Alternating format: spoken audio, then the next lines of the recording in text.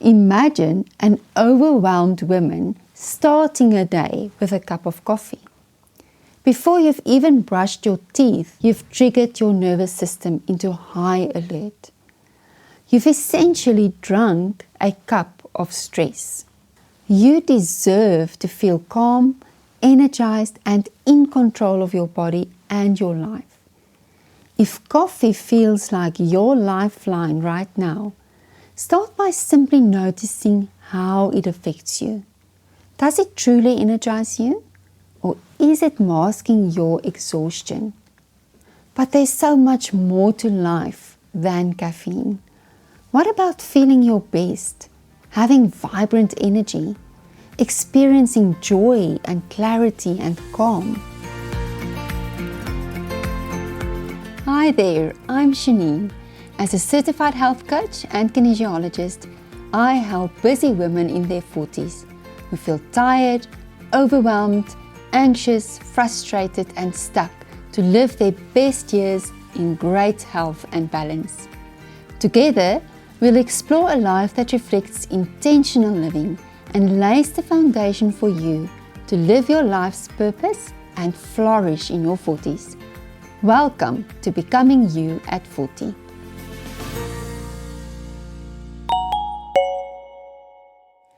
Welcome to today's episode, one that might challenge your habits, stir your thoughts, or hopefully open your heart to a new way of caring for yourself.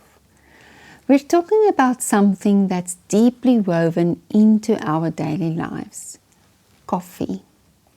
For many women, it's more than just a drink. It's a ritual, a comfort, a lifeline.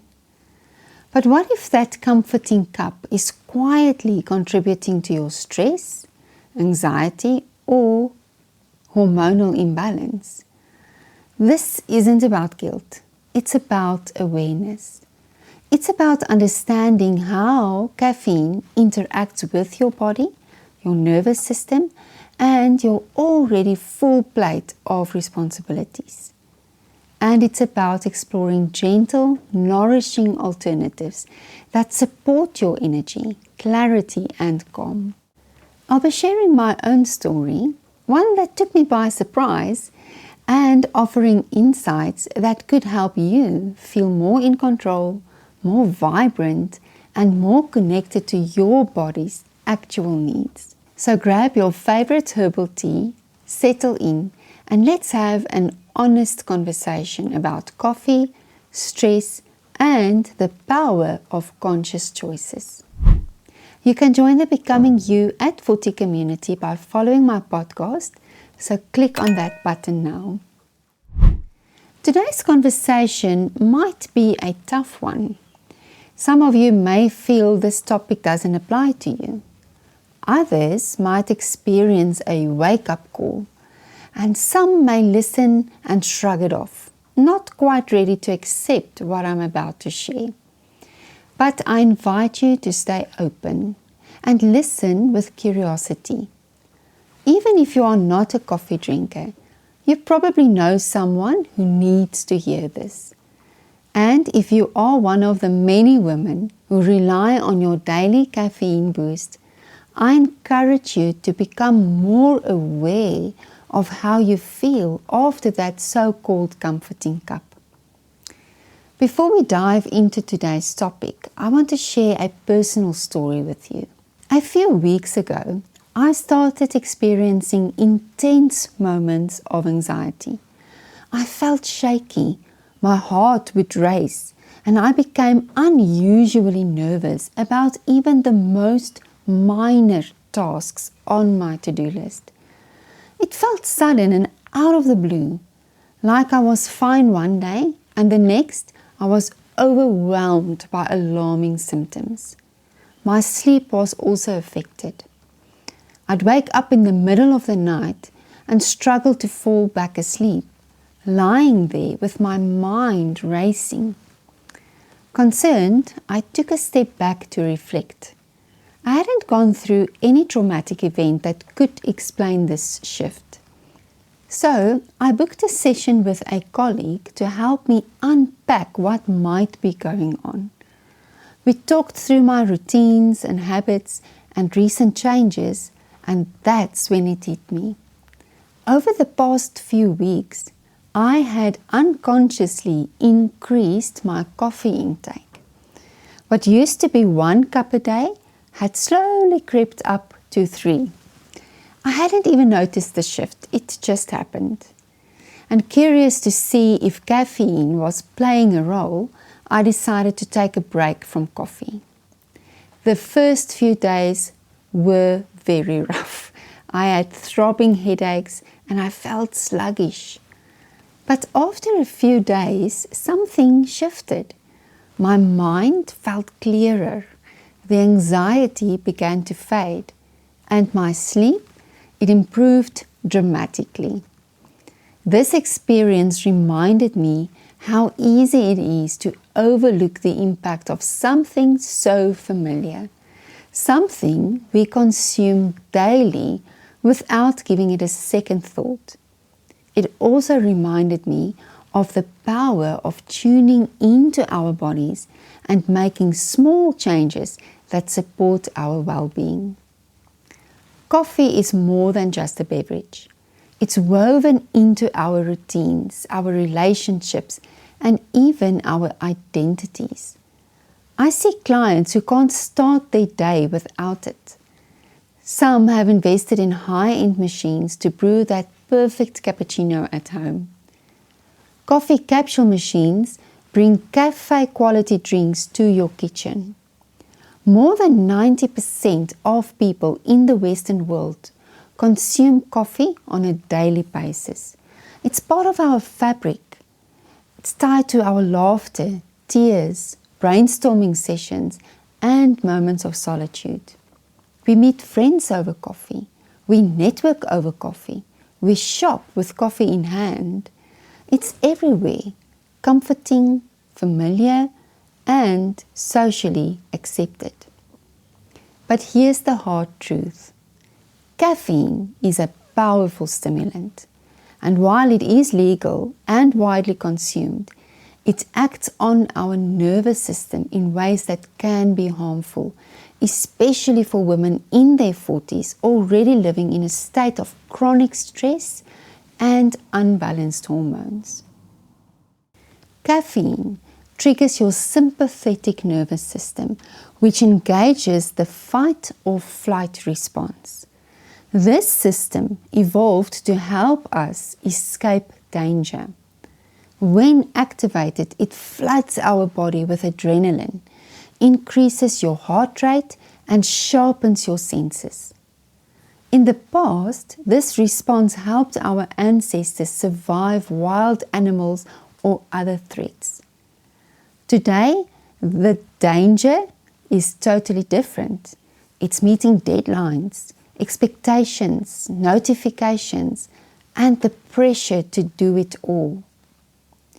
Let's focus a bit on womanhood. Historically, women lived in communities where they supported one another through pregnancy, child-rearing, and daily life. Today, the modern woman is expected to manage a household, raise children, build a career, and contribute to society, often without the support of a village. Add to that the constant buzz of smartphones, the pressure to respond instantly, and the internal drive to please everyone. It's no wonder so many women feel overwhelmed. Stress is the modern-day predator, and our bodies respond to it as if we are in danger, constantly producing adrenaline, keeping us in fight or flight mode. Now, imagine an overwhelmed woman starting a day with a cup of coffee. Before you've even brushed your teeth, you've triggered your nervous system into high alert. You've essentially drunk a cup of stress. Many of my clients drink 2 to 3 cups before breakfast. By mid-afternoon, they crash, exhausted from the internal chaos. So they reach for more coffee, and the cycle continues and worsens as they get more and more addicted.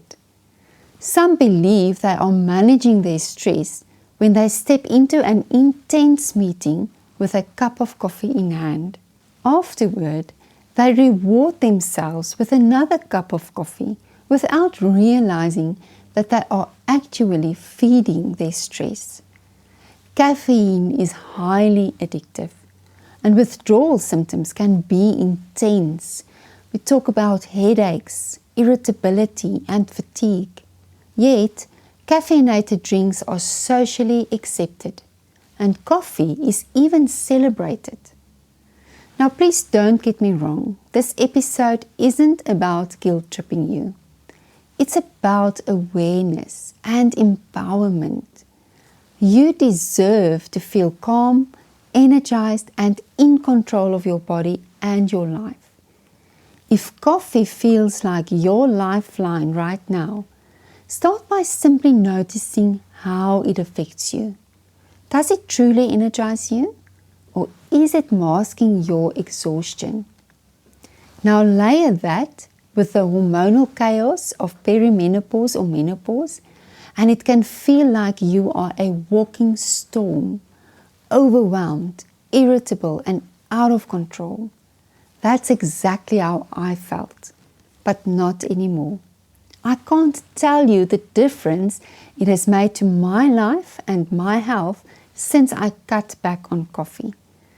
Now I only enjoy a cup of coffee over the weekend, surrounded by the peaceful atmosphere of our bushveld farm, where the surroundings are serene and calming, and I feel so much more in control.